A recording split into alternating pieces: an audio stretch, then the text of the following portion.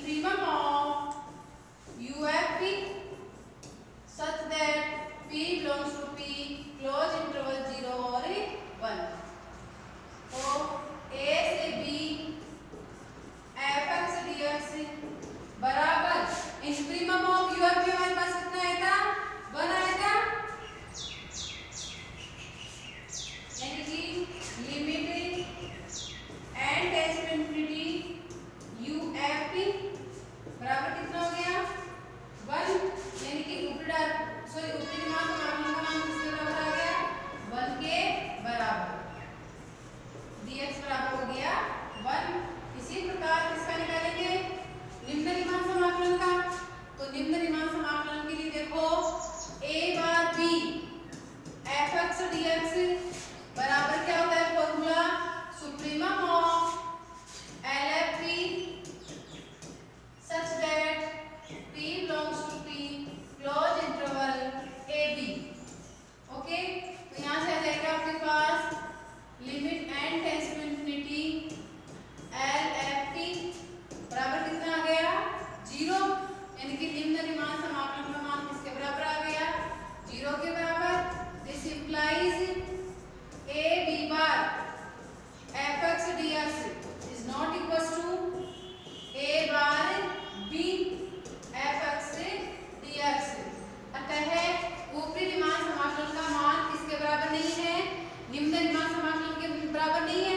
अतः हम कह सकते हैं कि जो हमारा दिया हुआ फलन है वो क्या है, रीमान समाकलनीय नहीं है।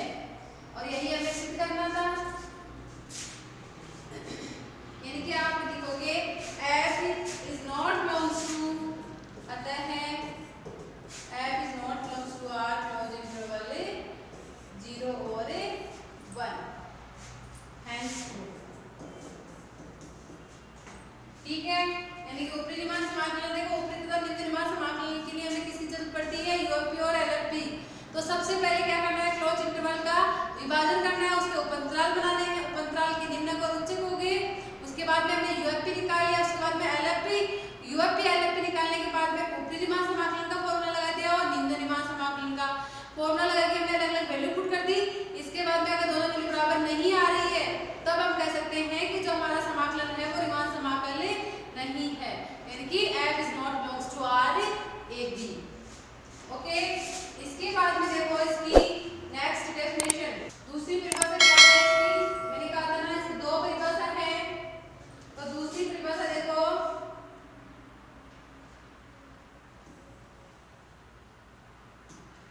ये है आपकी परिभाषा सेकंड। देखो परिभाषा फर्स्ट और सेकंड दोनों आपको ध्यान में रखनी है, क्योंकि एक थ्योरम है जिसमें आपसे पूछा गया है कि सिद्ध कीजिए कि परिभाषा 1 2 के तुल्य होती है। तो तुल्य कब होगी, जब आप दोनों की तुलना करवाओगे, यानी कि पहले फर्स्ट डेफिनेशन को लेके चलोगे और आपको सेकंड डेफिनेशन प्रूफ करनी पड़ेगी। उसके बाद में आप सेकंड डेफिनेशन को लेके चलोगे और फर्स्ट डेफिनेशन अगर प्रूफ हो जाएगी तब आप कह सकते हो कि जो परिभाषा फर्स्ट है वो सेकंड के तुल्य है।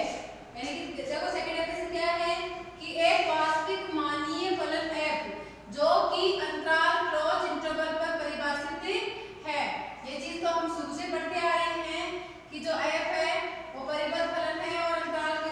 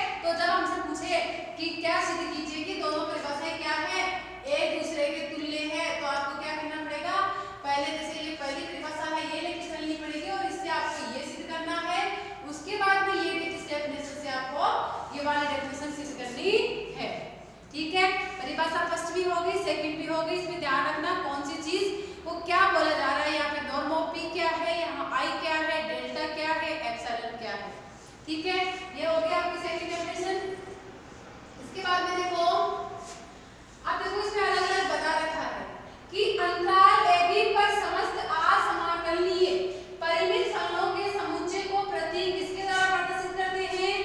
r क्लोज इंटरवल AB से प्रदर्शित करेंगे तथा यदि कोई फलन f असमाकलनीय हो तो इसे इसके द्वारा प्रदर्शित करते हैं। अभी थोड़ी देर पहले हमने एक एग्जांपल किया था, उसमें हमने लिखा था कि f is not belongs to r close interval AB, अर्थात जो हमारा फलन है वो रीमान समाकलनीय नहीं है। अब अगर रीमान समाकलनीय नहीं है तब इसकी होगी, और अगर रीमान समाकलनीय होगा तो ये क्या करेगा? इसमें बिलोंग करेगा, यानी कि f belongs to r close interval AB से प्रदर्शित करते हैं। अतः फलन f अंतराल AB पर समाकलनीय कहलाता है यदि, कब कहलाएगा? यदि नॉर्म ऑफ p, यदि norm of limit norm of p tends to 0 हो और r इक्वल्स टू 1 से n f जाया डेल r। देखो डेल r आपका वही आ गया। डेल r क्या होता है आपका? डेल r बराबर अक्स r माइनस अक्स r माइनस 1। तो यहाँ पे भी हमारे पास जब हमने डेफिनेशन लिखी थी उसमें क्या था? समेशन r इक्वल्स टू 1 से n f जाई r अक्स r माइनस 1 माइनस i था। ठीक है, यानी कि यही चीज देखो वापस रिपीट हो रही है। जाई r और डेल r विद्यमान हो तथा जाई r किसमें बिलोंग कर रहा है आपका? अक्स r माइनस 1 अक्स r में से स्वतंत्र है, चूंकि नॉर्म ऑफ p उप अंतरालों की लंबाइयों का महत्तम मान है। ये मैंने आपको पहले बता दिया था कि जो नॉर्म ऑफ p क्या होता है? मैक्सिमम ऑफ डेल r होता है। अतः norm of p tends to 0 होगा जबकि विभाजन बिंदुओं की संख्या अनंत हो, यानी कि n का मान कितना हो? अगर इंफिनिटी होगा तब हमारे नॉर्म ऑफ p का मान कितना होगा? 0 होगा। ठीक है, तो इसमें आपको क्या बताया गया है कि आपके पास रीमान समाकलन की डेफिनेशन तो हो गई थी। अब देखो ये इसमें अलग अलग बता रहा है कि आपके पास अगर रीमान समाकलन को रिप्रेजेंट करना है कि ये रीमान समाकलन है कि नहीं है, तो इसके लिए आप कैसे निकालोगे? यानी कि इसको लिखोगे कि f बिलोंग कर रहा है किसमें? r a b में। तो अगर ये बिलोंग कर रहा है तो इसको कह देंगे कि ये क्या है? रीमान समाकलनीय है। और इसमें हम क्या लेंगे? Norm of p tends to 0 कब लेंगे? जब n का मान कब होगा? हमारे पास इंफिनिटी होगा, तब हम norm of p tends to 0 limit लगा सकते हैं इसमें। और जो जाई डेल r है वो क्या है? अक्स r माइनस अक्स r माइनस 1, और जाई r किसमें बिलोंग कर रहा है आपका? अक्स r माइनस 1 अक्स r में, चूंकि नॉर्म ऑफ p उप अंतरालों की लंबाई का महत्तम मान है। अतः norm of p tends to 0 होगा कब? जब बिंदुओं की संख्या इंफिनिटी होगी। ये हो गई आपकी परिभाषा सेकंड। अब देखो आगे है कि यदि फलन norm of p limit norm of p tends to कितना है? 0 और r इक्वल्स टू 1 से n f जाई r डेल r विद्यमान हो तो फलन f अंतराल क्लोज इंटरवल समाकलनीय होगा, अर्थात ये इसके बराबर होगा। एक ये भी आ गई। अगर आप इन दोनों के बराबर से कर देते हो तो आप कह सकते हो कि जो हमारा फलन है वो क्या है? असमाकलनीय है, यानी कि i बराबर है आपके पास a से b f(x) dx, यानी कि ये किसका मान आ गया आपके पास? i का मान, क्योंकि माइनस i होता था ना वहां पर। तो norm of p tends to 0 ले रहे हैं हम, तो ये इसके उधर चला जाएगा, यानी कि norm of p tends to 0 summation r equals to 1 से n और f जाई r डेल r। जहां विभाजन p के संगत उपअंतराल अक्स r माइनस 1 अक्स r की लंबाई है और जाई r है वो अपने स्वैच्छिक बिंदु है, इसमें से इस इंटरवल में से। मैंने पहले बता दिया था कि अक्स r माइनस 1 अक्स r क्या है? जो अक्स r एक उपअंतराल है, इसमें से हम क्या करते हैं? एक जाई r बिंदु लेते हैं, वो ये अक्स r माइनस 1 अक्स r भी हो सकता है और इसके बीच के बिंदु भी हो सकते हैं। ठीक है, ये हो गई आपकी परिभाषा सेकंड। इसके बाद में एक एग्जांपल है आपके पास कि माना कि f(x) बराबर x, यानी f(x) बराबर क्या दे रखा है आपको? x, और यदि x belongs to close interval 0 और 1, तो सिद्ध करेंगे कि द्वितीय परिभाषा अनुसार, परिभाषा कौन सी लगा रही है इसमें? द्वितीय परिभाषा अनुसार यह फलन रीमान समाकलनीय है। यानी कि आपको कौन सी डेफिनेशन लगानी है? Definition number second. इससे आपको बताना है कि यह समाकलनीय है या नहीं है, यानी कि परिभाषा फर्स्ट का यूज नहीं करना है आपको, परिभाषा सेकंड का यूज करना है।